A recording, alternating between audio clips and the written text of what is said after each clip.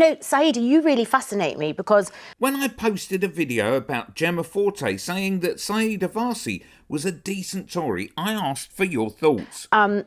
Really respect your views. I think, what you do in politics is incredible, but how can you be a Conservative? How? These days? Is there such a thing as a decent Tory? And is Warsi one of them? Here are 5 random comments that you made. No. No good person could be a Tory any more than you could have a meat-eating vegetarian or a socially conscious fossil fuel company. If Warsi was sincere, she'd do what Mitchell and Webb did in the sketch when the 2 Nazis realised they were the baddies. She'd make a break for it and defect. In my experience, as people, I've got on all right with many of them, but fundamentally in terms of their political views it's just a question of degree as to how venal, selfish and uncaring they are.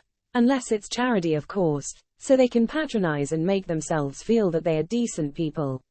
The right to buy, destruction of the unions, poll tax, sus law, pollution, Trident, HS2, let the bodies pile high, Russian in the House of Lords, privatisation of services, woeful management of COVID-19, corruption, signing the Paris Agreement, then selling of a bunch of weapons for access to Saudi oil, CJD debacle, John Gummer letting his daughter eat the burger rather than himself, Tufton Street think tanks, universal credit, the cost of living crises, 4 million children living in poverty, tripling the national debt, Brexit, privatisation of the NHS, austerity, jobs for your mates, massive increase in food banks, poverty deeper now than in the 70s. All this and much, much more. You ask if there's such a thing as a decent Tory. What do you think? I really like Warsi. She lists why she's a Conservative here. But really all those things could also apply to a socialist, given that socialism includes an ability to adapt. In fact, that's pretty much its point.